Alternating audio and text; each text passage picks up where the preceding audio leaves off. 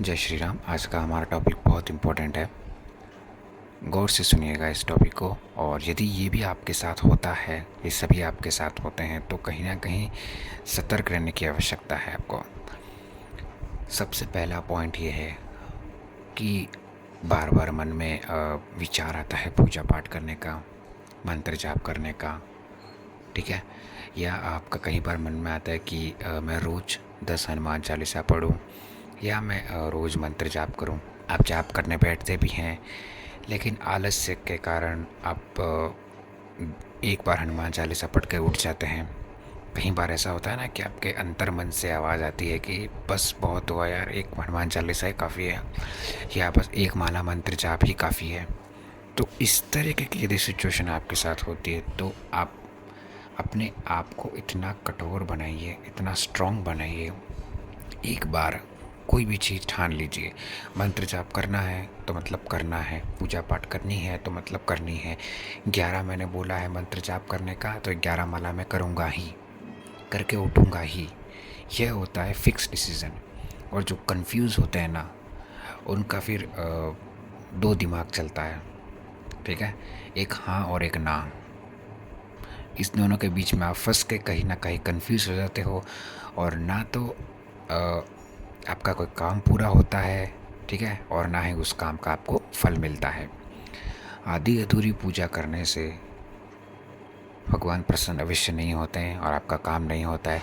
फिर कहीं ना कहीं आप भगवान को दोष देने लग जाते हैं कि मैं तो बहुत सालों से आपकी पूजा कर रहा हूँ, मैं तो बहुत सालों से आपका मंत्र जाप कर रहा हूँ, फिर भी मुझे उसका फल क्यों नहीं मिल रहा है।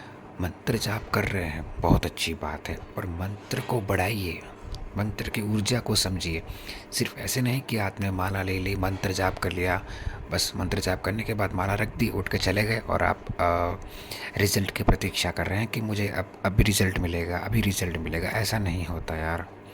मंत्र जाप इसीलिए तो कहते हैं कि बिना गुरु के कोई मंत्र जाप मत कीजिए। गुरु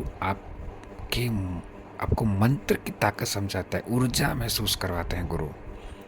ठीक है। ऊर्जा महसूस करवाते हैं, मंत्र की ताकत महसूस कराते हैं। उस मंत्र से आपको क्या अनुभव हो रहा है, वो गुरु पूछते हैं आपसे। यदि उस मंत्र से आपको बहुत अच्छा अनुभव हो रहा है, ठीक है, तो गुरु उस मंत्र को कंटिन्यू करने की सलाह देते हैं। या उस मंत्र से आपको कोई बेनिफिट नहीं मिल रहा है, नहीं हो रहा है, आप साल भर से, 1 साल 2 साल से मंत्र जाप कर रहे हैं, कुछ भी मंत्र के लिए बेनिफिट नहीं हो रहा है, तो उसी के रिलेटेड गुरु आपको दूसरा मंत्र देते हैं। ठीक है। प्रत्येक मंत्र में एक अलग अलग ऊर्जा होती है, और जिस ऊर्जा को बैलेंस करने की अलग अलग कैपेसिटी सब में होती है। ठीक है। इसीलिए गुरु की आवश्यकता होती है। तो हम बता रहे थे आपको मंत्र जाप के बारे में, पूजा पाठ के बारे में। अब भैया पूजा पाठ में अर्चने कौन डालता है? अर्चने सबसे पहले डालता है हमारे अंदर का आलस।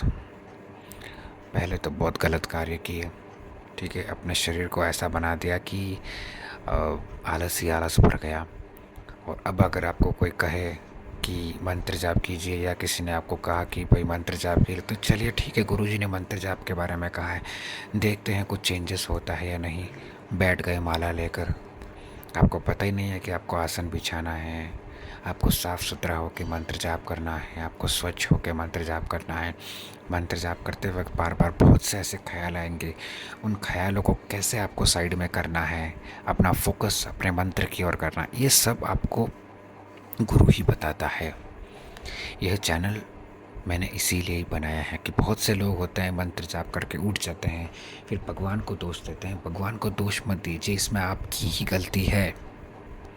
आपको समझ ही नहीं है मंत्र जाप की, आपको पता ही नहीं है कि मंत्र जाप क्या होता है। ऐसे पता नहीं चलेगा आपको। उसकी ताकत पहचानिए, उसकी पावर को पहचानिए आप। ये वीडियो मैंने इसलिए बनाया क्योंकि आपको मंत्रों के बारे में जानना बहुत ज़रूरी होता है, बहुत ज़रूरी होता है। चाहे आप नाम जाप करो, मंत्र जाप करो, पूजा पाठ में भी अक्सर बहुत से लोग बहुत सी गलतियाँ करते हैं। ठीक है। आरती करते वक्त अवश्य कपूर जलाइए। ठीक है। एक घंटी हाथ में रखिए, घंटी बजाइए। शंख है तो बहुत अच्छा है, शंख बजाइए। यह सब करने से घर में शुद्धता बनी रहती है, पवित्रता बनी रहती है। घर में कोई भी प्रॉब्लम्स हो ना तो वो शंख से, घंटी बजाने से दूर हो जाती है। ठीक है, ये बहुत ज़रूरी है। ये हमारे सनातन धर्म की परंपरा है। इसीलिए ही तो आप खुद देखिए ना, मंदिर में हो या कहीं भी हो, जहाँ कहीं भी पूजा पाठ होती है, आरती होती है, या कोई गृह प्रवेश में आप जा रहे हैं, ठीक है, वहाँ पे गृह प्रवेश का हवन हो रहा है तो लास्ट में आरती होती है ना, तो वो शंख घंटी बजाते हैं। तो इसीलिए तो बजाते हैं ताकि घर की शुद्धता, पवित्रता बनी रहे। और हो सके तो आप यज्ञ अवश्य कीजिए घर में, या अपने इष्ट के नाम की ज्योत अवश्य जलाइए। जैसे कि अब मंगलवार के दिन हनुमान जी का दिन आता है, तो हनुमान जी के नाम से आप ज्योत जला सकते हैं। बहुत से उपाय हैं, आपको किसी के पास जाने की आवश्यकता नहीं। आप स्वयं अपने संकट काट सकते हैं, अपने संकटों को दूर कर सकते हैं, मिटा सकते हैं। आपको किसी के पास जाने की आवश्यकता नहीं है। बहुत से ऐसे उपाय हैं आप स्वयं कर सकते हैं यार। क्यों किसी के पास जाएं, क्यों किसी को बताएं? ठीक है, पैसे लेकर आपसे, लाखों करोड़ों रुपए लेकर आपसे लूटते हैं। इस तरीके का कार्य क्यों करना? मैंने वीडियो बहुत से बनाए हैं इससे रिलेटेड कि कैसे आप अपनी प्रॉब्लम्स को दूर कर सकते हैं। यार कुछ नहीं पता हो ना, कुछ भी नहीं पता है कि मुझे कुछ नहीं पता मैं कैसे अपनी प्रॉब्लम्स दूर करूँ, तो हनुमान चालीसा पढ़ दो यार। बहुत लाभ मिलता है, बहुत लाभ मिलता है इससे।